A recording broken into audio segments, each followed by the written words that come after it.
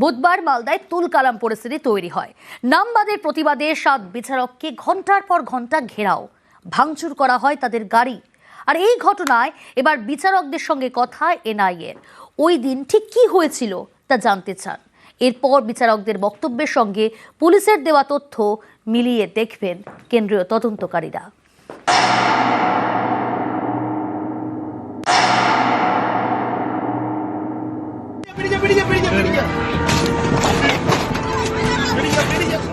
Due to the hurdles of bamboos and the hurdles and the bricks, we are traveling alone. High Court, take care of my children. Take care of my children if something happens to me. বুধবার গভীর রাত ভাঙচুর করা হয় বিচারকদের গাড়ি। তখন প্রাণ ভয়ে এভাবেই গাড়ির মধ্যে চিৎকার।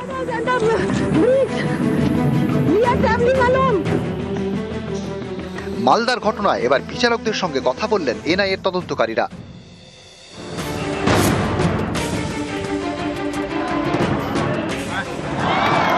মালদার মোথাবাড়ি বিধানসভা এলাকা, এখানকার কালিয়াচক 2 নম্বর ব্লক অফিসে বুধবার তুলকালাম হয়।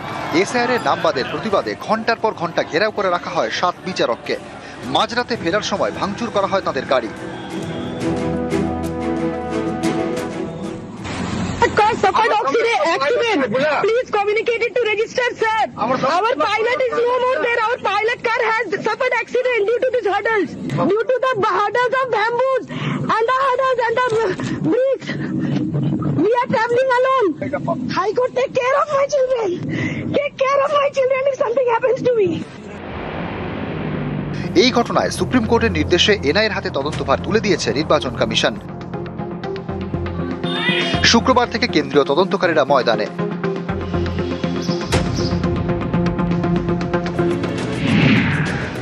কথা বলেন সেদিনের নিরাপত্তার দায়িত্বে থাকা পুলিশ ও কেন্দ্রীয় বাহিনীর সঙ্গে। 7 বিচারকের কাছে জানতে চান সেদিনের ঘটনা। এই ঘটনায় আগেই পুলিশের থেকে তথ্য সংগ্রহ করেছে এনআইএ। এবার পুলিশের তথ্যের সঙ্গে বিচারকদের দেওয়া বিবরণ মিলিয়ে দেখতে চান তদন্তকারীরা। বুধবার গভীর রাতে কালিয়াচক 2 নম্বর বিডিও অফিস থেকে 7 বিচারককে উদ্ধার করা হয়। মালদার পুলিশ সুপারের নেতৃত্বে তাদের উদ্ধার করে কেন্দ্রীয় বাহিনী। এই ঘটনায় কেন্দ্রীয় তদন্তকারীরা জানতে চান মোথাবাড়িতে কত কেন্দ্রীয় বাহিনী রয়েছে, কখন তাদের ডাকা হয়েছিল, বিচারকদের উদ্ধারে দেরি হলো কেন। নিউজ 18 বাংলা। মালদায় যে অশান্তি হয়েছে তার পিছনে বৃহত্তর ষড়যন্ত্র। প্রাথমিক তদন্তের পর এমনই মনে করছে এনআইএ। তাদের নজরে ধৃত মোফাক্কেরুল ইসলামে সোশ্যাল মিডিয়া পেজ।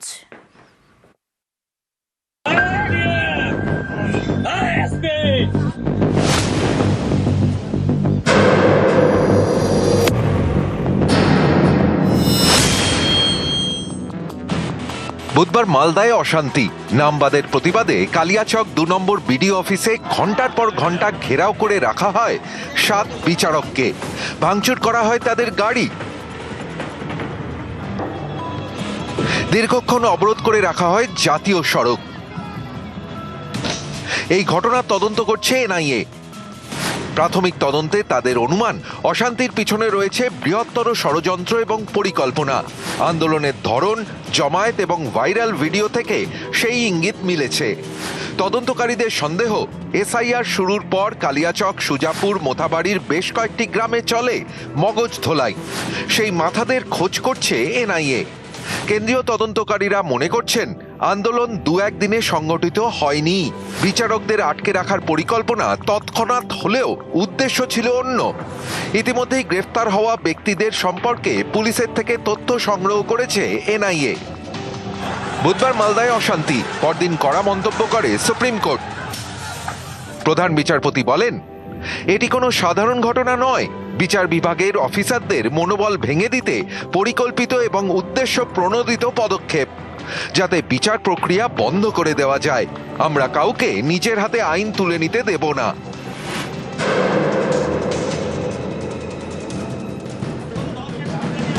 মালদার অশান্তির ঘটনায় গ্রেফতার করা হয়েছে মিম নেতা মোফাক্কেরুল ইসলামকে।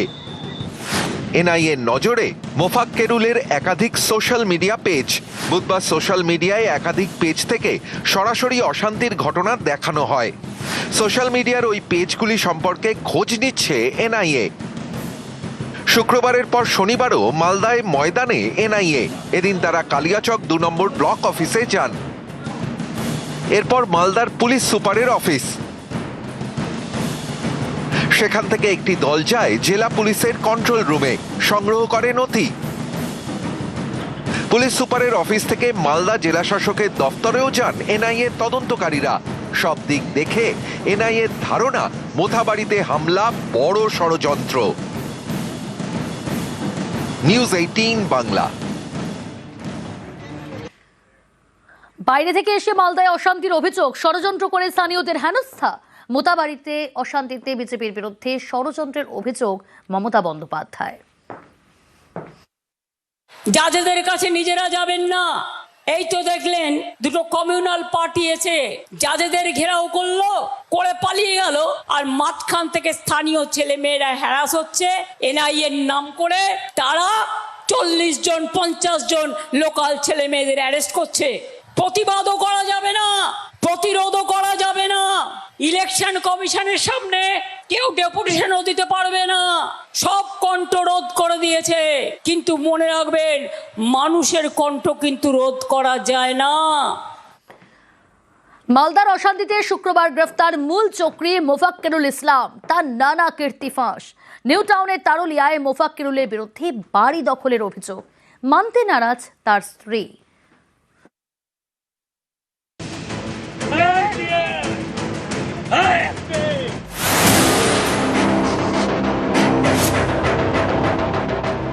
এটা কাদের ছিল? আমার দিদি জামাইবাবুর ছিল। কি হয়েছিল কি?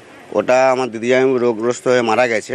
তারপরে বাড়িটা আইনজীবী দখল করে নিয়েছে। ভয় ভয় দেখিয়ে আমাদের থেকে এগুলো করে নেওয়া হয়। 1 এপ্রিল গত বুধবার নাম বাদ যাওয়ার প্রতিবাদে মালদায় ধুমধুমার। এসআইআর কাজে নিযুক্ত 7 বিচারককে প্রায় 8 ঘন্টা আটকে রাখার অভিযোগ বিচারকদের নিয়ে যাওয়ার সময় তাদের গাড়িতে ইট এবং বাঁশ দিয়ে হামলা চালানো হয়। পুলিশের দাবি, মালদার ঘটনায় প্ররোচনা দেওয়ার পিছনে ছিলেন মোফাক্কেরুল ইসলাম, যিনি কলকাতা হাইকোর্টের আইনজীবী, মিম নেতা। শুক্রবার তাকে বাগডোগরা বিমানবন্দর থেকে গ্রেপ্তার করা হয়েছে। এই মোফাক্কেরুল ইসলামের আরেক কীর্তি প্রকাশ্যে। নিউ টাউনের অ্যাকশন এরিয়া 1-এর তারুলিয়া। এখানে মোফাক্কেরুলের বিরুদ্ধে একটি 3 তলা বাড়ি দখলের অভিযোগ।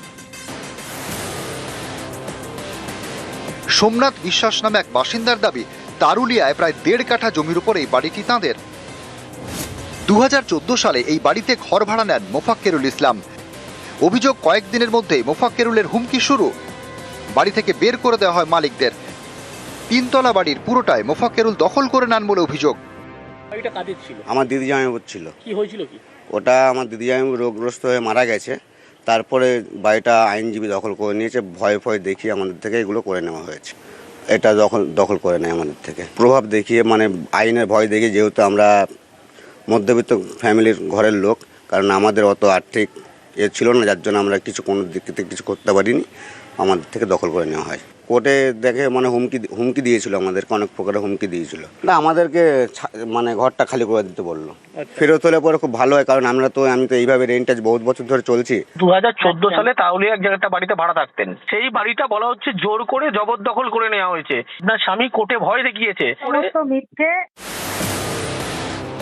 তারুলিয়ার এই বাড়ির কাছে রয়েছে একটি বহুতল। স্থানীয়দের দাবি, এই বহুতলে অন্তত 6টি ফ্ল্যাট রয়েছে মোফাক্কেরুল ইসলামের। মোফাক্কুল ইসলামের দ্বিতীয় বাড়ি নিউ টাউন তারুলিয়া এই অঞ্চলে। মোফাক্কুল ইসলাম তার যে বাড়িতে তার স্ত্রী এবং তিনি থাকতেন, এই গোটা বাড়িতেই। তার পরবর্তী ক্ষেত্রে লক্ষ্য করা যাচ্ছে, যখন থেকে তিনি গ্রেপ্তার হয়েছেন, বাড়িতে এইভাবে ফ্ল্যাটের নিচে তালা দেওয়া অবস্থায় রয়েছে।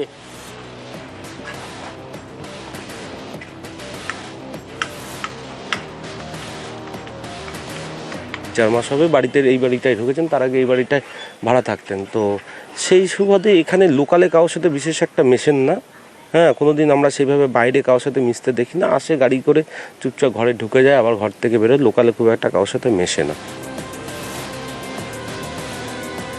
অনুপ চক্রবর্তী, নিউজ 18 বাংলা।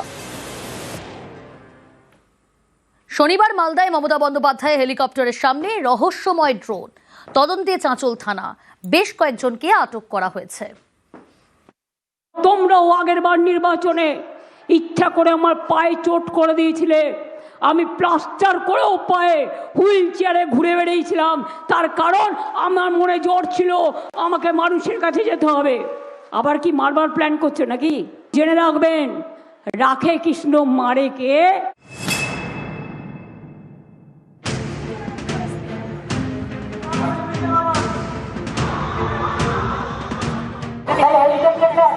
ধ্বংস হয়ে যেত। তারা করছে সব, পুলিশের এটা নজরে রাখা দরকার এবং যারা করেছে তাকে আইডেন্টিফাই করা দরকার।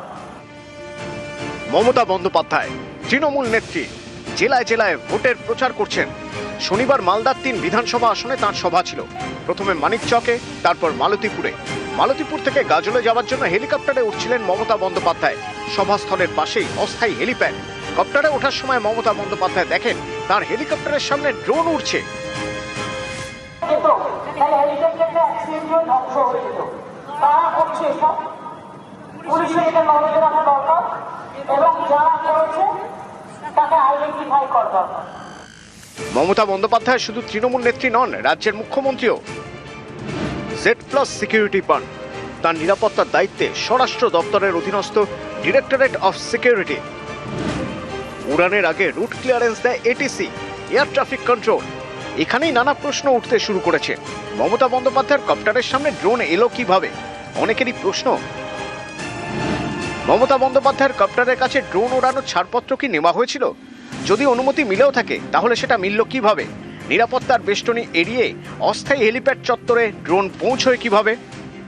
যখন ভিভিআইপি ফ্লাইং করে তখন কিন্তু আমাদের সব থেকে বেশি সেফটি সিকিউরিটির দিকে আমাদের নজর থাকা মোস্ট প্রায়োরিটি। টেক অফ পাথে কোন রকম যদি অবস্ট্রাকশন হয়, এবং টেক অফ পাথটা হচ্ছে যে কোনো এভিয়েশন ফিল্ডের মোস্ট ইম্পর্টেন্ট পাথ, ওই অবস্ট্রাকশন টেক অফ পাথে আসলে যদি সেটা ইঞ্জিনের মধ্যে প্রবেশ করে যায়, বা ধরুন চপারের যে ব্লেড আছে সেই ব্লেডকে হঠাৎ করে হিট করে দেয়, তাহলে কিন্তু টেক অফ পাথেই একটা বড় ধরনের দুর্ঘটনা ঘটে যেতে পারে। এই অবস্থা ওই যে ড্রোন সামনে ছিল তার কি পারপাস ছিল, কি উদ্দেশ্য ছিল, আমরা এখনো জানি না, কারণ এটা তদন্ত সাপেক্ষ। ড্রোনের জন্য কিন্তু স্পেশাল আপনার পারমিশন লাগতে হয়, যেমন DGCA পারমিশন দেয়, পার্টিকুলার একটা ড্রোন রেজিস্ট্রেশন হয়, ফ্লাইট পারমিশন নিতে হয় যে এই সময় থেকে আমি এই সময় আমি উড়বো, এই হাইট বা এই অল্টিটিউডে আমি উড়বো, অপারেটর লাইসেন্স রেজিস্টার করতে হয়। অ্যাভিয়েশন ফিল্ডে এইরকম ভাবে একটা আনম্যান্ড একটা ভেহিকল চলে এলো, সেটা কিন্তু খুবই সুখকর ব্যাপার নয়। এটা কিন্তু একটা সিকিউরিটি ল্যাপসই আমি বলবো। এটা তো একটা বিরাট বড় সিকিউরিটি থ্রেট। একজন চিফ মিনিস্টার একটা জায়গায় সভা করতে গেছেন, তার আগে এবার তিনি উঠবেন, ঠিক তার আগের মুহূর্তে একটা ড্রোন দেখা যাচ্ছে, সেটা তো ভয়ঙ্কর ব্যাপার, তার লাইফ থ্রেট হতে পারে। যারা যারা কনসার্ন এই সিকিউরিটির ক্ষেত্রে, তাদের কিন্তু যথেষ্ট পরিমাণ সজাগ এবং সতর্ক হওয়াটা খুবই দরকার। সেটা কি চিন্তা ভাবনা করেছেন ওনারা জানি না, হঠাৎ করে আকাশে একটা ড্রোন কোত্থেকে এলো, সেই ব্যাপার নিয়ে একটা তদন্ত হওয়া দরকার এবং এটা তদন্ত করে বার করা দরকার যে কারা করেছে। মমতা বন্দ্যোপাধ্যায়ের কপ্টারের সামনে ড্রোন, তদন্তে চাঁচল থানা। মুখ্যমন্ত্রীর যে হেলিকপ্টার উড়বে, উনি যাবেন, সেখানে বারবার এগুলো কেন হচ্ছে? এর মধ্যে কি কোনো বিশেষ ষড়যন্ত্র আছে? একটা বড় ষড়যন্ত্র এর মধ্যে আছে। কমিশনকে জানাবেন? নিশ্চয়ই জানানো হবে। নিউজ 18 বাংলা। শনিবার খড়গপুর সদরে দিলীপ ঘোষের মনোনয়ন। দিলীপের মনোনয়নে বিজেপির ঐক্য। দিলীপ ঘোষের পাশে শুভেন্দু অধিকারী। দিলীপের রোড শোয়ে দিল্লির মুখ্যমন্ত্রী রেখা গুপ্তা।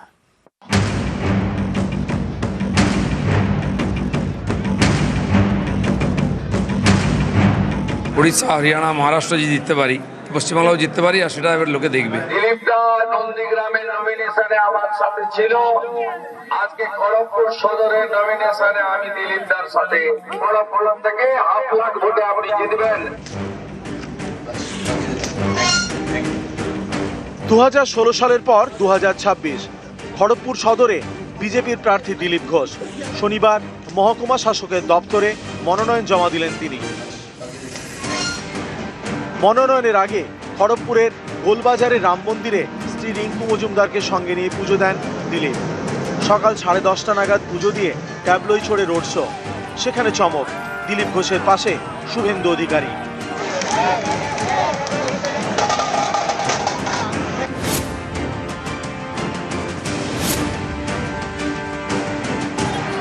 শুক্রবার বিজেপিতে ঐক্যের ছবি, খড়গপুরে পাশাপাশি দিলীপ শুভেন্দু। দিলীপদা নন্দীগ্রামের নমিনেশনে আমার সাথে ছিল, আজকে খড়গপুর সদরের নমিনেশনে আমি দিলীপদার সাথে। খড়গপুর থেকে 1.5 লাখ ভোটে আপনি জিতবেন। এদিন দিলীপ ঘোষের রোড শোয়ে ছিলেন দিল্লির মুখ্যমন্ত্রী রেখা গুপ্তা। ये रैली बता रही है कि बंगाल की जनता ने मन बना रखा है कि इस बार ममता दीदी बाहर और मोदी सरकार अंदर, कमल फूल सरकार बंगाल में बनेगी, ताकि डर का, भ्रष्टाचार का, अत्याचार की सरकार का नाश हो और विश्वास के साथ विकास की, प्रगति की राह पर बंगाल आगे बढ़े। मोदी जी के नेतृत्व में बंगाल तरक्की करेगा, डबल इंजन की सरकार बनेगी। 21 বিধানসভা ভোটে শুভেন্দু এবং দিলীপ কাঁধে কাঁধ মিলিয়ে লড়েছিলেন। এবারের ভোটে জোড়া আসনে প্রার্থী শুভেন্দু অধিকারী, কলকাতার ভবানীপুর এবং পূর্ব মেদিনীপুরের নন্দীগ্রাম। 30 মার্চ নন্দীগ্রামে মনোনয়ন জমা দেন শুভেন্দু, তার রোড শোয়ে ছিলেন দিলীপ ঘোষ। আর এদিন দিলীপের মনোনয়নের রোড শোয়ে পাশে শুভেন্দু। 50,000 ভোটে জিতবে দিলীপ ঘোষ, আর অবিভক্ত মেদিনীপুরের 35টা সিটে। 2021 বিজেপির স্লোগান ছিল আপ কি বার 200 পার, কিন্তু তাদের থামতে হয় 77-এ। তারপর বিজেপির রাজ্য সভাপতি বদল হয়, দিলীপ ঘোষের জায়গায় রাজ্য সভাপতি হন সুকান্ত মজুমদার। তারপর থেকে দিলীপ ঘোষ যেন আস্তে আস্তে কোণঠাসা। পরিস্থিতি এমন জায়গায় পৌঁছয় যে 24-এর ভোটে মেদিনীপুরের আসনটি চেয়েও দিলীপ ঘোষ পাননি। তাকে দাঁড় করানো হয় বর্ধমান দুর্গাপুরে, সেখানে হেরে যান দিলীপ ঘোষ। এবার সামনে আরেকটা বিধানসভা ভোট। এর আগে গত বছর জুলাই বিজেপির রাজ্য সভাপতি হন শ্রমিক ভট্টাচার্য। তিনি দায়িত্বে এসেই নতুন পুরনো একজোট হয়ে লড়াইয়ের বার্তা দেন। তারপরেই দেখা গিয়েছে ক্রমেই আবার ফর্মে ফিরছেন দিলীপ। এবার তাকে ফের দাঁড় করানো হয়েছে খড়গপুর সদর থেকে। 2016 সালে এই আসন থেকেই তিনি প্রথমবার বিধায়ক হন। 21-এ জেতেন হিরণ, কিন্তু তার জায়গায় এবার দিলীপকে টিকিট দিয়েছে বিজেপি। দিল্লি তো একটা রাজ্য মাত্র, ওটা আমরা জিতিয়ে দেখিয়ে দিলাম যে কোনো ইলেকশন জিততে পারি।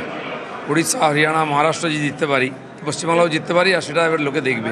পশ্চিমবাংলায় সার্বিকভাবে মানুষ পরিবর্তন চাইছে। মহিলা, পুরুষ, যুবা, আদিবাসী, বনবাসী, শিক্ষিত, অশিক্ষিত, বেকার, চাকরিজীবী সবাই চাইছে পরিবর্তন। এদিন দিলীপ ঘোষ সহ মনোনয়ন জমা দেন খড়গপুর গ্রামীণ, দাঁতন, নারায়ণগড়, সবং, পিংলা, ডেবরা এবং কেশিয়াড়ির বিজেপি প্রার্থীরা। নিউজ 18 বাংলা।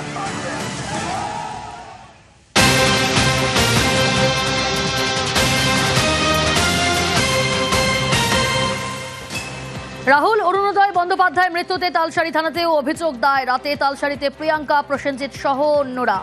অভিযোগ দায়ের আর্টিস্ট ফোরামের সদস্যদের। রিজেন্ট পার্ক থানায় প্রথমে আর্টিস্ট ফোরামের তরফ থেকে এফআইআর, তারপর আজই তালসারির উদ্দেশ্যে রওনা, সেখানে তালসারি থানাতেও অভিযোগ দায়ের। আরো ডিটেল জানবো, পঙ্কজ রয়েছে আমার সঙ্গে। পঙ্কজ, আজ রিজেন্ট পার্ক থানাতেও আর্টিস্ট ফোরামের তরফ থেকে প্রথমে এফআইআর, তারপরই তালসারির উদ্দেশ্যে রওনা, তালসারি থানাতেও এফআইআর, অভিযোগ দায়। কি জানা যাচ্ছে, কারা কারা উপস্থিত হয়েছিলেন তালসারি থানাতে?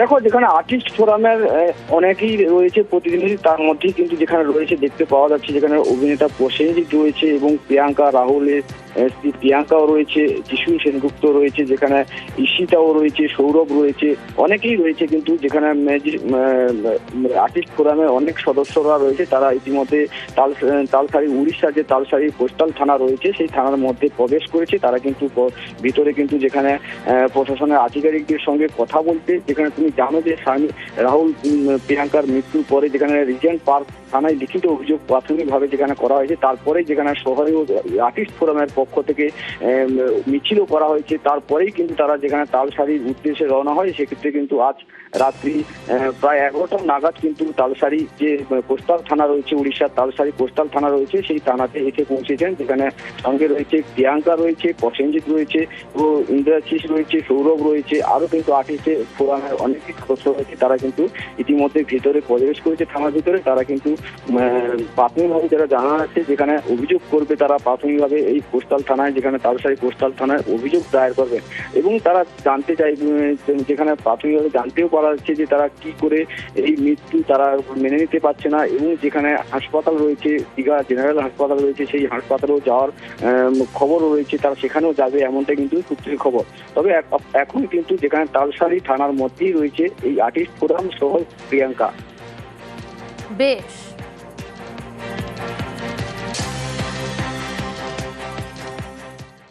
যে চলে গেছেন তাকে ফেরানো যাবে না, কিন্তু কিছু কিছু জিনিস থাকে বিশেষ করে যেখানে আইন জড়িয়ে যায়। কিন্তু আমরা চেষ্টা করব আসল ঘটনাটা জানতে, মৃত্যুটা এবং তার সঙ্গে যে সত্যি কথাটা যেটা আপনারাও সবাই বলছেন সেটা যেন মানুষের সামনে তুলে ধরা হয়, যাতে ছেলেটা বড় হলে বা জানে যে আমার বাবা চলে গেলেন এইভাবে।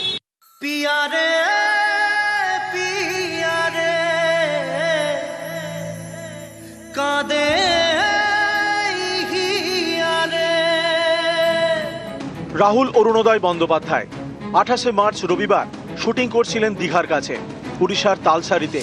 সেখানে সমুদ্রে তলিয়ে মারা যান। ভোলে বাবা পারকারেগা সিরিয়ালের শুটিং চলাকালীন দুর্ঘটনা। রাহুলের মৃত্যুতে গাফিলতির অভিযোগ উঠেছে সিরিয়ালের প্রযোজনা সংস্থা ম্যাজিক মোমেন্টসের বিরুদ্ধে। অভিনেতার মৃত্যুতে শুরু হয়েছে তদন্ত।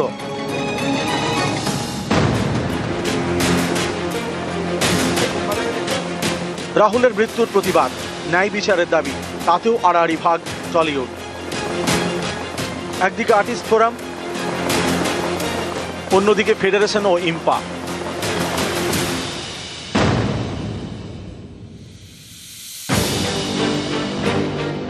অভিনেতার মৃত্যুতে 1 এপ্রিল প্রযোজক সংস্থাকে চিঠি দেয় আর্টিস্ট ফোরাম। 2 এপ্রিল চিঠির জবাব আসে, তাতে খুশি নয় তারা। তারপর শনিবার রিজেন্ট পার্ক থানায় এফআইআর করে আর্টিস্ট ফোরাম। এদিন থানায় যান প্রসেনজিৎ চট্টোপাধ্যায়, ঋতুপর্ণা সেনগুপ্ত, চিরঞ্জিত চক্রবর্তী সহ অন্যান্যরা। ছিলেন প্রয়াত রাহুলের স্ত্রী প্রিয়াঙ্কা সরকারও। তাঁদের অভিযোগের ভিত্তিতে 0 এফআইআর দায়ের করে রিজেন্ট পার্ক থানা। তারপরেই অভিযোগ জানাতে তালসারি রওনা হন প্রসেনজিৎ চট্টোপাধ্যায়, প্রিয়াঙ্কা সরকার সহ ফোরামের বেশ কয়েকজন সদস্য। আমাদের অভিযোগ নিয়ে এখানে থানায় এসেছিলাম এবং আমরা এফআইআর লঞ্চ করেছি। সুষ্ঠু তদন্তের দাবিতে আমরা এফআইআর লঞ্চ করেছি। এফআইআর করা হয়ে গেছে। আমাদের লয়াররা এইটুকুনি ঠিক করেছিলেন, সেটা হলো এরপরে আবার আমরা এখান থেকে গিয়ে আবার বসবো কোথাও। এবার লয়াররা যেটা বলবেন সেই অনুযায়ী আমাদের আবার পরবর্তী পদক্ষেপ নিতে হবে।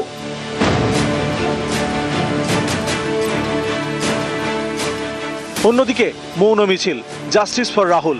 ফেডারেশন ও ইম্পার ডাকা মিছিলে টেকনিশিয়ান স্টুডিও থেকে রাধা স্টুডিও পর্যন্ত হাঁটলেন টলিউডের কলা কুশলীরা। সেই মিছিলে যোগ দিল না আর্টিস্ট ফোরাম। ফেডারেশন ও ইম্পার ডাকা মিছিল থেকে শোনা গেল আর্টিস্ট ফোরাম বিরোধী কথা। আমি ওই প্রোডাকশনের হয়ে কাজ করতে গিয়ে হসপিটালাইজ হই। আমি সঙ্গে সঙ্গে 16 তারিখ মেল করি, যেটা বলা হলো। আমি আর্টিস্ট ফোরামে মেল করি, আজকে 4 তারিখও সেই মেলের উত্তর আসেনি, কোনো রকম একটু শব্দ নেই। আমাকে শান্তিলাল বাবু, সেক্রেটারি শান্তিলাল মুখোপাধ্যায়ের সঙ্গে আমার ব্যক্তিগত কোনো ক্ষোভ নেই, আমার ওই চেয়ারটার প্রতি ক্ষোভ আছে। সেই চেয়ার থেকে কোনো রকমের কোনো এলো না, রিপ্লাই এলো না। আমার এখানেই প্রশ্ন, আজকে রাহুলদার সাথে যে ঘটনা ঘটেছে, যে প্রোডাকশন হাউসের বিরুদ্ধে আপনারা এফআইআর করতে গেলেন, ছোট্ট একটা হাউস যে প্রথম কাজ করছে সেই আপনার কথা শোনেনি, তাহলে এত বড় একটা শক্তিশালী হাউস আপনার কথা থোড়ি শুনবে। উঠল রাহুলের মৃত্যুতে তদন্তের দাবিও। আমরা সবাই জানি কি ড্রোন অপারেটর ছিল, তাকে জিজ্ঞেস করলেই হয়ে যাবে। কিন্তু আমরা জিজ্ঞেস করলে তো সেটা আইনানুগ হবে না, পুলিশকে জিজ্ঞেস করতে হবে। পুলিশ এই কাজটাই শুরু করবে, সবাইকে ঠিকমতো করে জিজ্ঞেস করা শুরু করবে। যাদের মুখ বন্ধ করে রাখা হয়েছে তারা মুখ খুলতে বাধ্য হবে। প্রযোজনা সংস্থা সেই মুখ বন্ধ করিয়ে রেখে যেভাবে খুঁটি সাজাচ্ছিল সেটা আর পারবে না। রাহুলের যে মৃত্যুর রহস্য, তাকে ঘিরে যে বিভিন্ন ধরনের এক একজন একরকম কথাবার্তা, এই বৈপরীত্যগুলো যাতে না হয়, যাতে সত্যিটাই মানুষ জানতে পারে, আমরা সমস্ত শিল্পী, কলাকুশলী সবাই জানতে পারি, সেটাই আমাদের মূল্য। মানস বসাক ও প্রীতি সাহা, নিউজ 18 বাংলা।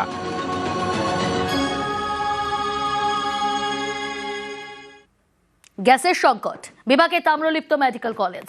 এই সরকারি কলেজে মিলছে না পর্যাপ্ত সিলিন্ডার, তাই কাঠের জ্বালানি দিয়েই চলছে ক্যান্টিনের রান্না, মেনুতেও কাটছাঁট।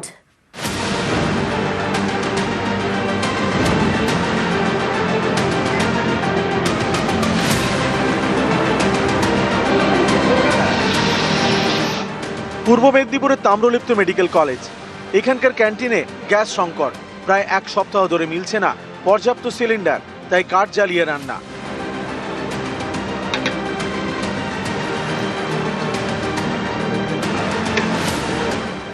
ক্যান্টিনের বাইরে অস্থায়ী ত্রিপল টাঙিয়ে চলছে রান্না। মেনুতেও হয়েছে কাটছাঁট, কাঠের জ্বালানি দিয়ে হচ্ছে রান্না। মিলছে শুধু দুপুরের খাবার। একবেলা খাবার পাওয়া যাচ্ছে এখন ক্যান্টিনের মধ্যে। গ্যাসের সমস্যার কারণে আমাদের ডিনারটাও হচ্ছে ক্যান্টিনে ঠিকঠাক পাওয়া যাচ্ছে না, আর হচ্ছে ব্রেকফাস্ট আর হচ্ছে যে ইভিনিং এর স্ন্যাক্স হয় এগুলো কিছুই পাওয়া যাচ্ছে না। তো এতে প্রবলেম হচ্ছে খুবই, রাতের খাবার বাইরে খেতে হয়। তাম্রলিপ্ত মেডিকেল কলেজের ক্যান্টিনে রোজ প্রায় 1000-এরও বেশি লোকের রান্না হয়। 500-র বেশি রোগী, ডাক্তারি পড়ুয়া, নার্সিং স্টুডেন্টস মিলিয়ে প্রায় 700। 400 স্টুডেন্ট, নার্সিং আছে 200 doctor, nursing plus house staff doctor মিলে 50। নিজেদেরকে মধ্যে রাখতে হবে, কিছু করার নেই, ঠিক আছে? বাইরে করতে গেলে নাহলে খেতেই পাবে না তো স্টুডেন্টরা, না খাবে কোথায়? নার্সিং আছে, স্টুডেন্ট আছে, হাউস স্টাফ আর ডাক্তার আছে, ওরা খাবে কোথায়? গ্যাস কি একদম পাওয়া যাচ্ছে না? হ্যাঁ, টুকটাক পাওয়া যাচ্ছে, কিন্তু ওই একটা গ্যাসে আমাদের তো কাজ চলবে না। ব্রেকফাস্ট বন্ধ হয়ে গেছে, স্ন্যাক্স বন্ধ হয়ে গেছে, রাতে ডিনার বন্ধ হয়ে গেছে। তমলুকের এই হাসপাতালে প্রতিদিন রান্নার কাজে 30 থেকে 32টি করে সিলিন্ডার লাগে, কিন্তু গ্যাসের সংকটে মিলছে না পর্যাপ্ত সিলিন্ডার। প্রতিদিন পাওয়া যাচ্ছে 3 থেকে 4টি করে সিলিন্ডার, সেই গ্যাস দিয়ে চলছে শুধুই রোগীর রান্না। রান্না দুবেলা হতো, প্লাস সকালে টিফিন, সন্ধ্যা স্ন্যাক্স হতো, কিন্তু এখন তো সেখানে হচ্ছে সকালে টিফিনও প্রায় বন্ধের মুখে, সন্ধ্যা স্ন্যাক্স পুরো বন্ধ হয়ে গেছে, ডিনারও বন্ধ। ডিনারগুলো খাবে কি? এটাই তো অসুবিধা না, বাইরে থেকে তারা এখানে আছে করে, ওই জন্যই তিরপল টাঙানো হচ্ছে, খোলা হচ্ছে, এইভাবে করে করে করছে। রাত্রেবেলায় রান্না করে নিচ্ছে, রাত্রেবেলা টুকটাক করে, মানে সব দিন করতে পারছি, কোনোদিন করতেছি, কোনোদিন করতে পারছি না, বাইরে খেতে হচ্ছে তাদের। পূর্ব মেদিনীপুরের তমলুক থেকে ক্যামেরায় সর্বানন্দ মিশ্রের সঙ্গে সুজিত ভৌমিক, নিউজ 18 বাংলা।